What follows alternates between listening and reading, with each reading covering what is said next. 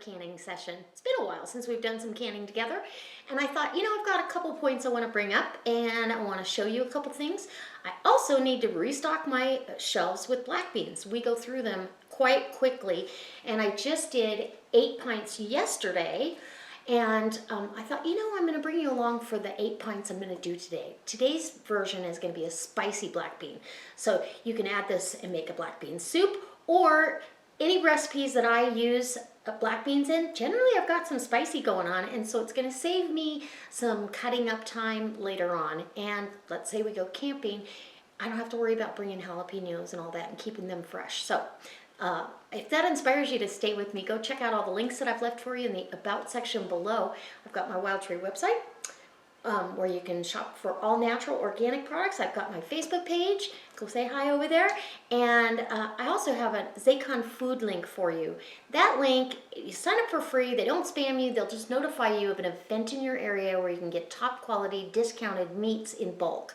And like, I think bacon right now is $3.79 a pound. You can't get that in the store for a top quality Applewood smoked bacon. So that'll be my next order coming up. I was just online looking at that. So they've got chicken, ground beef, grass-fed beef. They've got beautiful boneless Applewood smoked hams. So chicken thighs, fish, you name it, they've got it. So go check it out.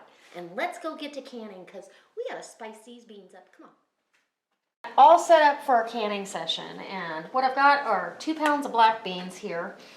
I've got kosher salt, I've got a red onion that I cut up, I've got 4 garlic cloves that I chopped up, and 2 serrano peppers, 2 jalapeno peppers that I diced, and 2 habanero. And trust me, I took a chunk of this habanero. I love the flavor, but it's hot, so I probably won't use all of that because I have found when I can my salsa, it may not be that hot, but you leave it sit on the shelf for a year, it's hot. So that's what we're gonna do. I've got my lids and pans are in this pot that just got up to a simmer on the stove. And I'm using Tadler lids, just like I did on this canning session. But I'm gonna adjust my measurements because I did a black bean video a while back, and I used a half a cup of beans, and I felt like I needed to up that. There was too much liquid in there. So I went to 2/3 of a cup of beans. But now what I'm seeing is there's not a whole lot of liquid. There's starch here, but there's some dry beans at the top or that aren't submerged in anything. And so I'm gonna open it. We're gonna have this with our dinner tonight. I'm gonna go ahead and open one of these and see if the beans are tender or if they're kind of dry on top, because somebody thought they might be dry on top. So let's open that, and I've got my Tadler lid opener, and these sealed really good. And how you know they sealed is you pick them up after when you take your rings off to wash them, you pick it up by the lid itself. It's seated on there really good. And these lids they've all been used 4 or 5 times with the bands as well. So now what I'm going to do is get a fork, and we'll put these in a bowl because they are going to be a side dish tonight alongside of our roasted chicken. So I'm just going to test these top ones here. It's perfectly cooked, actually. Absolutely perfect. So I will rinse these because I don't like that starchy liquid that the beans let off before dinner. But I think what I'm going to do is I'm going to adjust my measurement just a little bit. Instead of using 2/3 of a cup, I mean it was perfect if you want to fill the jar to the top, but instead of 2/3 of a cup, I'm going to go a heaping half cup. And I think that'll be perfect. That way we've got plenty of liquid in there, and as they sit on the shelf, they won't look like they're dry. So I'm glad that they're all perfectly done, but these will get rinsed and drained and they'll be fantastic. Okay, so now let's get to canning. So I'm going to go through and and I'm doing a half cup because we're putting other things in here. So kind of a heaping half cup, what I'll hold in my little measuring thing, and make sure you can see all that, yeah. And then you just dump that right in the jar. And I've rinsed and sorted my beans. So my beans, if you find an oddball and you don't like it, I don't know why we don't like the ones that are split in half. They're just split in half. But we don't. And so these spicy beans are going to be great for taco salads. You're still going to want to rinse them when you open them. I wouldn't leave the starchy liquid on there, but that's totally a preference thing, I think. Some people love that. So we're going to get all of our beans out here.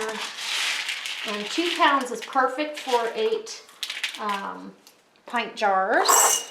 And 2 pounds of beans, what's it cost you in your area? Here it's $2. So there we go. Now, I've still got about a fourth of a cup, but that's just going to have to be the way it is. Now I'm going to go and get a half a teaspoon, or a little less than half a teaspoon of kosher salt on each one. I'm going to make sure that you season them. Now, if I was cooking these beans on the stove, I wouldn't salt them until the very end, but because these are pressure canned, the beans come out nice and tender regardless, but they're not mushy. And before I'm done, I will rinse those beans I just opened and show you that they're not mushy. So we're just going to do a couple pieces of the habanero in each jar. I don't want too much of that. I don't want it to get too hot, but I want the flavor of that pepper. It's so good. I probably could have just absolutely done one. But you know, there's one too many. We're going to make the beans tonight, spicy beans, so I'm going to use what I have left. Again, with the jalapeno and serrano, I might want to make sure I mix those around because I don't want all jalapeno. I like serrano peppers as well. You could use bell pepper in this and make it kind of a Cuban thing, but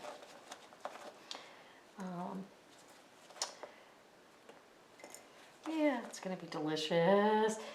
Okay. And then the garlic and the onions, and it's going to be just a well-rounded little jar of delicious. Okay, so while instead of boring you with the rest of this, I'm going to top off a couple of these. Now, the onion, I put, a good couple of tablespoons. The peppers, I probably only have maybe a tablespoon of pepper. We're just really wanting to keep it simple. And then I've got my kettle of water. And my kettle of water is to fill these jars. And you want to make sure that you fill it to a 1/2 inch. That's the bottom rim. If you want to use a funnel, you can, but you really don't need to. And then we're going to wipe the rim of our jar. And I've inspected all the rims on these jars. You want to wipe the rim, get yourself a lid and ring and gasket. Put your gasket on, and I'll tell you, these lids kind of stain, but it's okay because we're reusing them over and over. So you put your lid on, or you get your ring, and the water's hot, so the jar gets hot. Tighten it finger tight, then back off. These are not the easy ones. Back off just a little because you want to let that go, and that's why after they come out of the canner, we have to retighten them. So this one's going into the canner. Beautiful. And the canner's warm. It's up to maybe 180 degrees. You don't want it any hotter than that. And so I will bring you right back. So I've got all my jars in the canner. I've rinsed and drained these, and these beans are perfect. And that's a nice amount of beans for a side dish. When I used to get black beans in the grocery store, a can of black beans, there wasn't even hardly 2 servings in there. Or if you'd like a little more than 1 serving, you were out of luck. So they're perfectly tender, not mushy. So let's go over to the canner. Okay, so most of you have heard this before, but just in case you're new to my channel and new to canning, this is a pressure canner. It's a Presto. It doesn't have the gauge on it, but I've got it down pretty good on my stove, what needs to happen. So it holds 8 pints or 7 quarts. So we've got this now, the burner is on pretty much close to high. We're going to get this rocking and rolling. This is going to vent a stream of steam. We need that to vent for 10 minutes.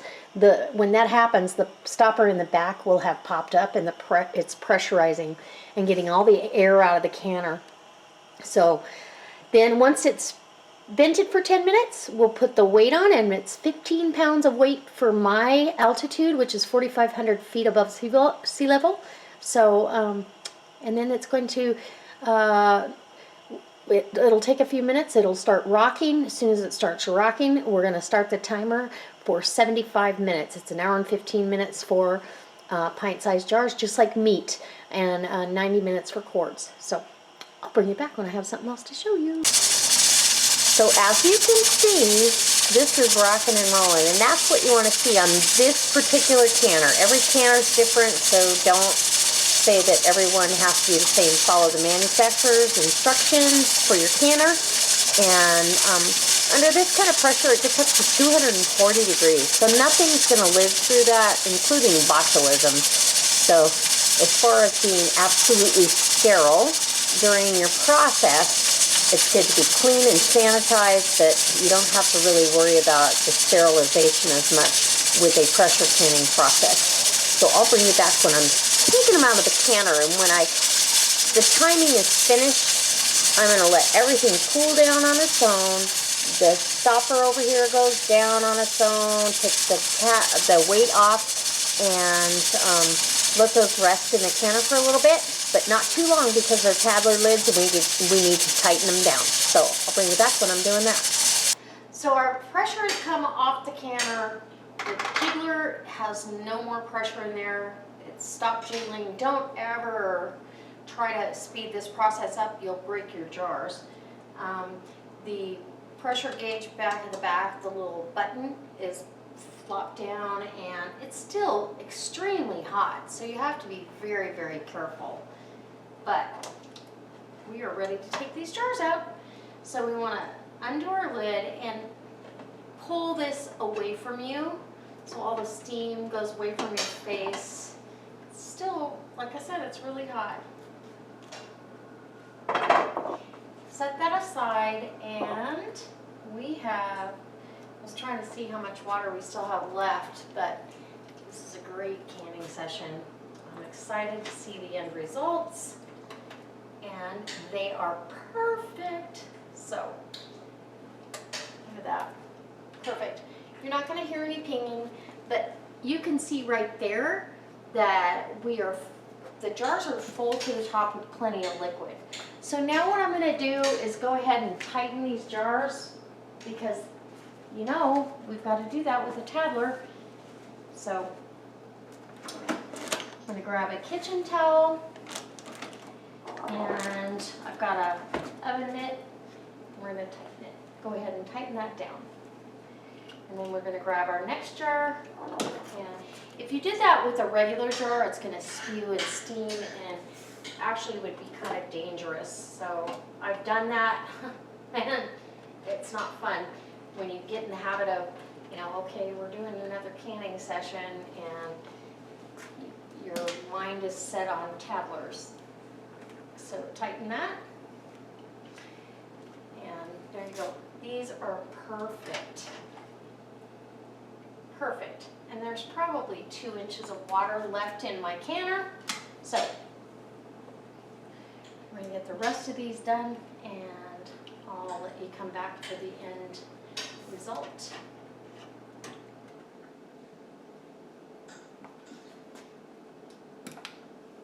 I would say Tadler lids are your best bet for canning these days, only because Ball and Kerr have changed how they're making their lids.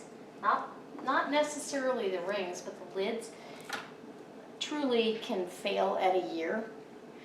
And some of us keep our stuff way longer than that, and rightfully so. So Tadlers don't have that issue. It's just a little learning curve the first time you can with them.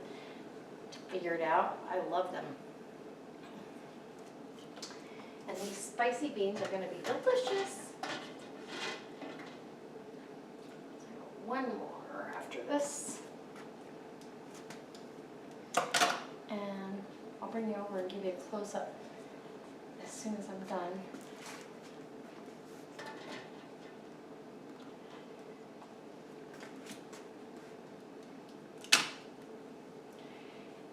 And as any pressure canning, when you take it right out of the canner, you're going to have jars that are extremely hot and still boiling in the jar, and that is exactly what you want to see. Don't be alarmed, and let's get to looking, and I'll give you a close-up. Ooh, can you see that bubbling back there? Oh yeah, that's what we want. So we've got 8 beautiful jars of black beans, and these are spicy black beans with some peppers and onion and garlic, and they're going to be fantastic. So I hope it inspires you to come back next time. I can't wait to see you on the next recipe and or critter update. And as always, guys, keep canning and try to do something special for your family.